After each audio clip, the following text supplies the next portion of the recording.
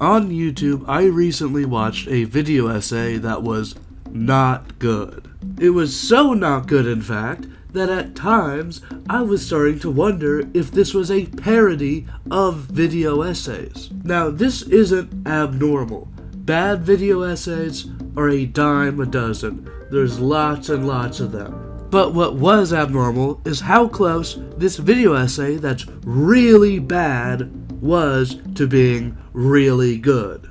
This Guy Is Making All Movies Worse is a video by West Films Co. that has really big claims and not much to back them up. I will be going over parts of this video to see where I believe it fails. Ready? Let's go. Think of a number 1 through 10. Is it 7? No? Fuck. That's how the movie Nothing Except Everything starts. Think of a number 1 to 10. Yes. Is it 7? Chances are I'm wrong, but for about 1 out of every 3 of you, I just blew your goddamn mind. Right off the bat, this video starts on bad footing. Now, you probably don't see what the issue here is, and I don't blame you. If I wasn't a video editor, I would not know anything was wrong. But this uses a deceptive video editing technique known as fast-forwarding something that was never that slow-paced to begin with to make it seem like it was really slow-paced. Think of a number 1 to 10. Yes, you. All of you in the audience right now. Or maybe it's just one of you. Or 4 of you, or 100 of you, depending on how successful this movie is. Whatever. Just think of a number 1 to 10. Got it? Is it 7? As far as movie reviewing sins go, this is not that bad. It makes for a good joke, and the scene is not perfect, to say the least. But it is a bad sign when your review immediately starts off with deception. Okay, I guess that's a fine way to start a movie, except that you're talking to the audience, and get a fucking life if you start your movie by talking to the audience. Now we have immediate lamp shading. Lamp shading is a technique used by writers where they point out mistakes in their work, hopefully before you do, in order to patch over actual problems in writing with flimsy self-awareness. I mean, re-listen to what he's saying. Okay, I guess that's a fine way to start a movie, except that you're talking to the audience, and get a fucking life if you start your movie by talking to the audience. Okay, I guess that's a fine way to start a movie, except nuh-uh. No, it's not. He's essentially saying talking to your audience directly is a fine way to start a movie, while using comedy to say that it's not good in this case. This way he can acknowledge that plenty of movies talk to their audience in ways that work for the story, while not actually having to give any arguments for why it doesn't work in this story. He's saying something without giving you a reason to believe him. But, about the beginning of the movie,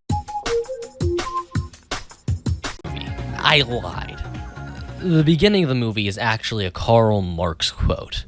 Oh, fuck. The way you're on my dick must really hurt your knees. A lot of the time, when someone calls a movie pretentious, it's not actually pretentious. They just don't want to engage with it because it brings up its points in an interesting and convoluted way. Like a Stanley Kubrick movie. This movie is not like a Stanley Kubrick movie. It's just actually pretentious.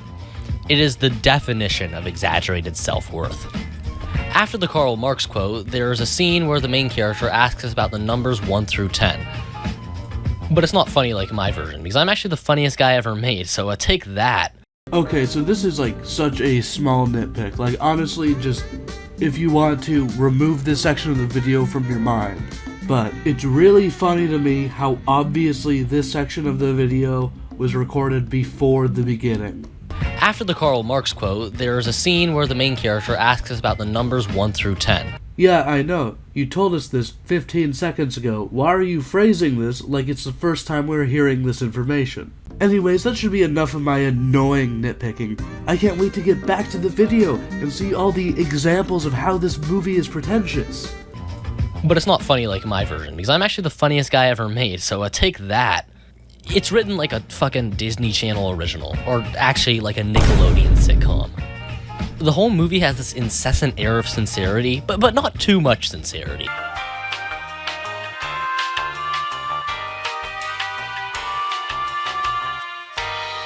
So let's get this straight. This guy calls this movie pretentious. He labels the section of the video pretentious shit. And then, in the section of the video titled Pretentious Shit, he immediately moves on from the idea that it's pretentious, not giving any further examples past the original Karl Marx quote that, mind you, isn't in the section titled Pretentious Shit. It's the thing that sets up the section of the video titled Pretentious Shit. I don't understand what's so hard about finding a single other example of this movie being pretentious. You could say this movie treats the average person like a drooling Neanderthal who can't possibly comprehend its sophisticated ways. You could say there are several scenes designed for artsy appeal that don't actually add anything to the story.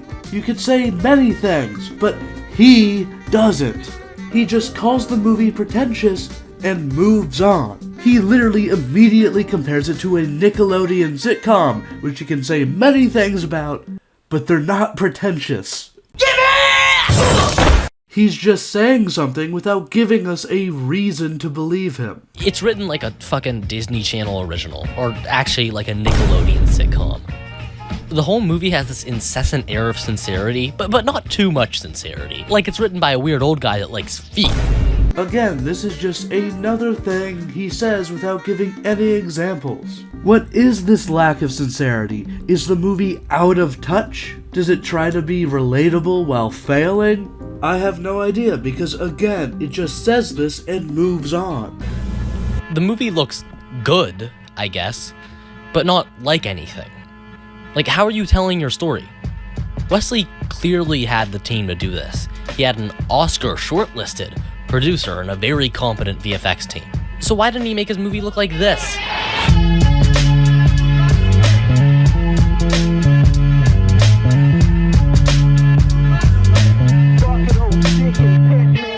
You know, maybe if we put on our critical thinking hats, we can think of a few reasons why this student film doesn't look as good as the best shots from the best movies of all time. You know, maybe, I'm just spitballing here, maybe we can think of a few reasons why.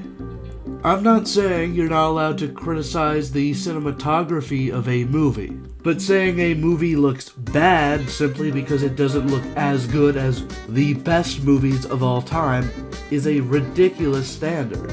And furthermore, it's important to keep in mind that filmmaker is an everything job. Maybe the creator of this movie cares more about the writing and the performance of his actors than he does simply getting that pretty picture. Maybe the reason that the movie doesn't look like anything is because it doesn't have anything to look like. Let me elaborate. The look of all these movies comes from the point that they're trying to get at.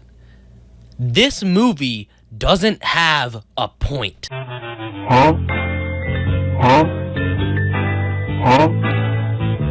I have no idea what this is talking about. This is the type of filmmaking talk that only makes sense when you're talking to non-filmmakers. Like when people say, oh, Stanley Kubrick was a perfectionist.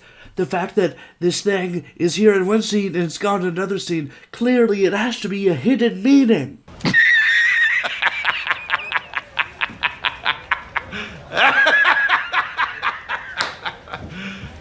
You serious? Movies getting their look from their themes, which is basically what he's saying, can be true, but that is in no way consistent. Usually the look of a movie has way more to do with who's making it than the actual theme of the movie.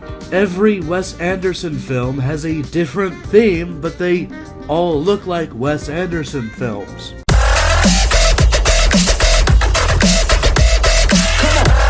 And going further than that, Zack Snyder has basically made a career out of making films that look like something but say nothing. So this idea that you can infer the quality of the themes of a film based solely on its visual presentation is silly to me.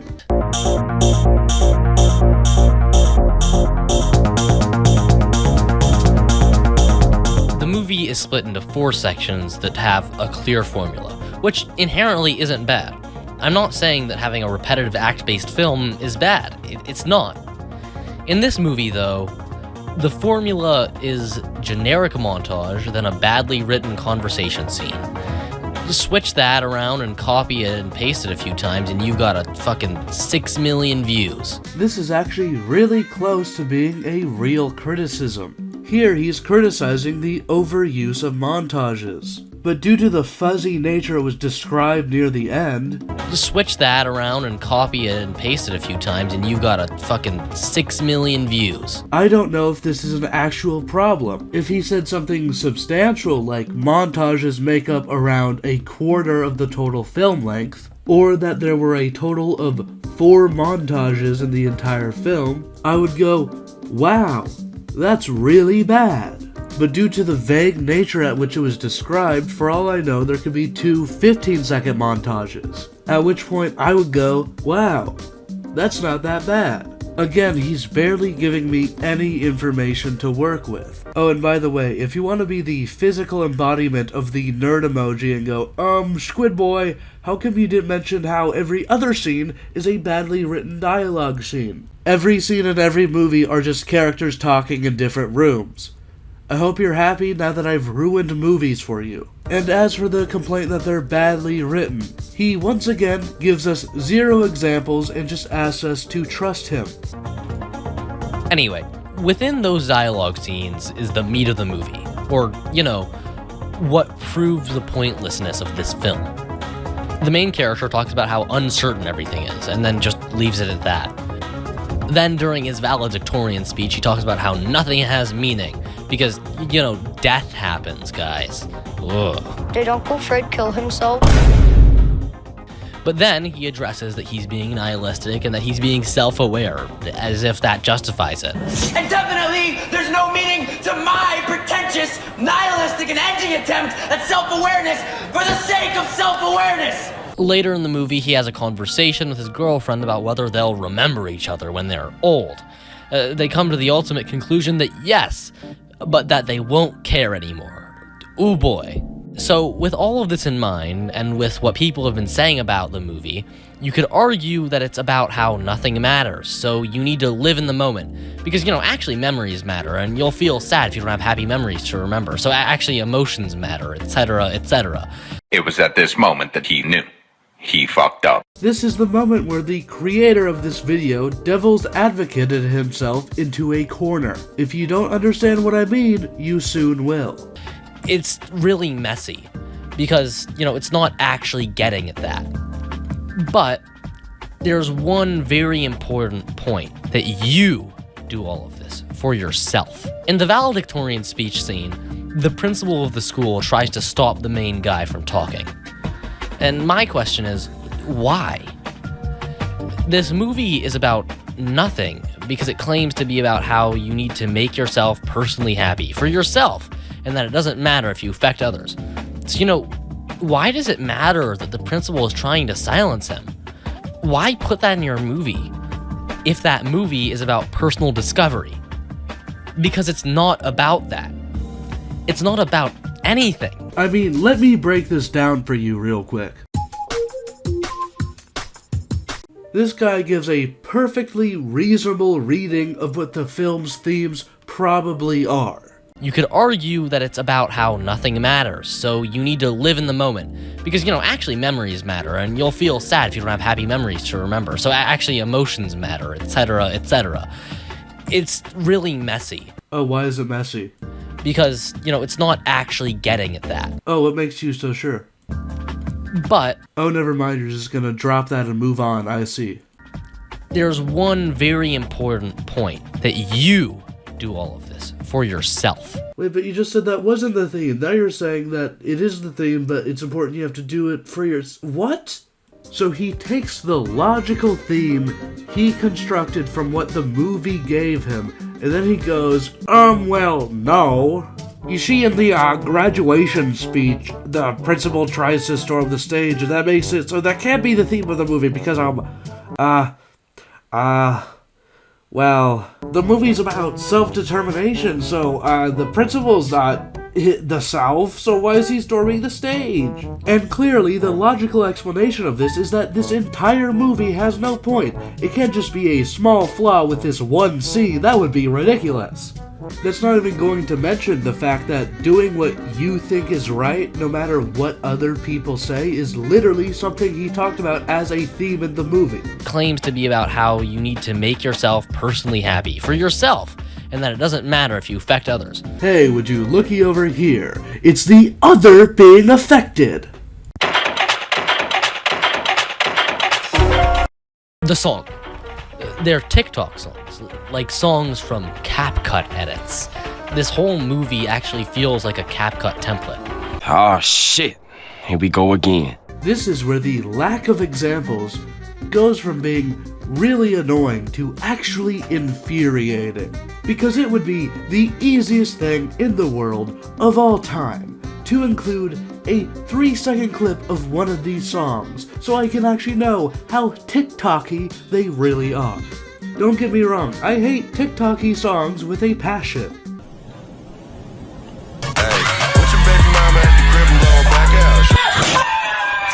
But without an actual example, I don't know if this guy just heard Everlong for the first time on TikTok and thinks that it's a TikTok song. The problem keeps coming up over and over and over. He's saying something without giving us a reason to believe him. This whole movie actually feels like a CapCut template. And that's when it hits you. This movie is a product of TikTok. Here, please hit me as hard as you can. Don't hold back. I've talked about this before. For whatever reason, YouTube video essayists want a sweeping, massive, important conclusion so bad that they'll say incomprehensible garbage like this. I have never heard a statement as brain-melting as this movie is a product of TikTok. This movie is a product of TikTok. That's why it's devoid of meaning. It might as well just be a template. That's why all the characters are generic. That's why the main character never really hates himself. That's why they're attractive and straight, because it's a fucking template. This section is really funny to me because, well, that's why all the characters are generic. At no point before this in the video did he ever call the characters generic. That's why the main character never really hates himself. At no point in this video before this did he ever have the complaint that the main character doesn't hate himself that much. You can't do that. When you're creating your "that's why" rant to get to the conclusion you're looking for, you can't just add new things. Trying to casually slip in that the characters are generic and the main character doesn't really hate himself is ridiculous. This video feels like it's just allergic to establishing anything. It is a disgusting, oozing, festering amalgam of coming-of-age stories. It doesn't have anything original because it isn't about a specific person. It's about everything. Except that when you make something about everything, it's about nothing. He said it! He said it! Oh my gosh, I get it. I finally understand. The reason he bends his own logic to the point of it snapping earlier in the video is so that now he can have his money shot moment of relating his video to the title of the movie. He has a cool conclusion he wants to work to, and he's working backwards. That's why the conclusions are all rushed. That's why there's barely any examples. That's why 50% of the video's length is dedicated to denying the Rwandan genocide. Okay, so do you see why it's stupid to just add new information to your "that's why" rant now? The visuals are fine. The writing is serviceable. The acting gets the point across. It all is just good enough that if you aren't being actively critical, it doesn't register as bad.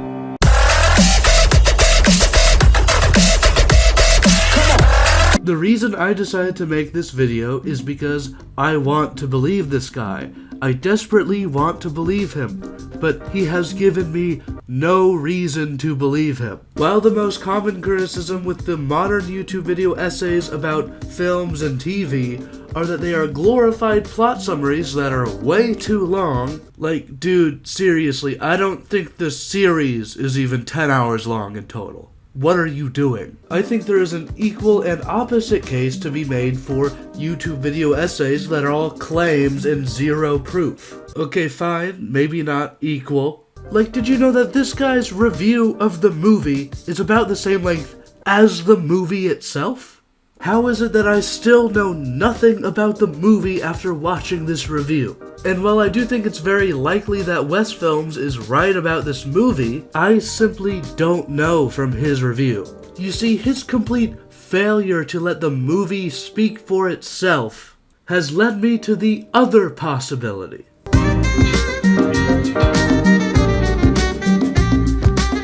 Now, I'm not saying West Films is jealous of Wesley Wang, just that if he isn't, he does a really good impression of someone who is. Wang is a 20-year-old student at Harvard whose parents are extremely rich and who has been making movies since he was 11, which is not an impressive age.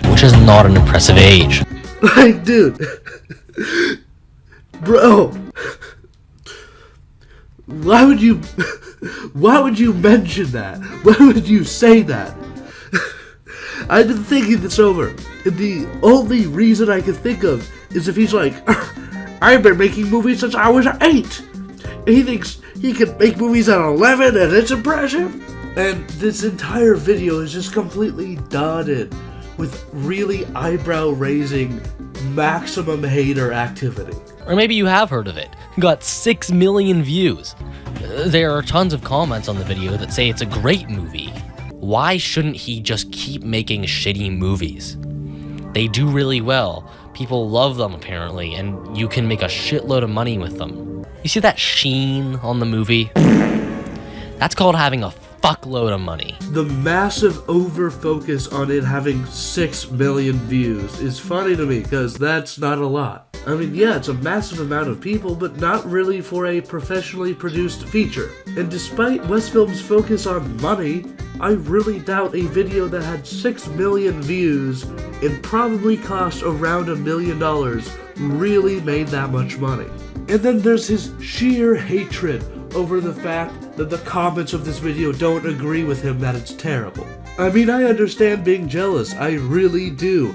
I'd be jealous too. But this guy is making all movies worse? Are you serious? With his 12-minute YouTube short film? Earlier I mentioned that this video is almost really good, yet it's really bad, and I stand by that. It feels like a good video, but it feels like half of a good video. The best way I can describe it is like when you're watching a review of a movie and you can tell from how they're talking about it, they clearly only watched it once and are only going off their fuzzy recollection of what actually happened. And the reason it feels that way is because he makes statements that he firmly believes, but he's not able to back them up with actual evidence from the film. He says it's pretentious, but he can't give an example why. He says it lacks sincerity, but he can't give an example why. He says the movie uses TikTok songs, but he can't give an example of one of them. It feels like this 12-minute video should have been a 20-minute video, and I'm watching the version where all the examples and receipts are cut out.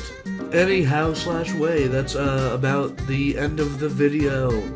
Please hit that subscribe button. This is 20 minutes long. That's pretty long, actually. That's really long for a YouTube video.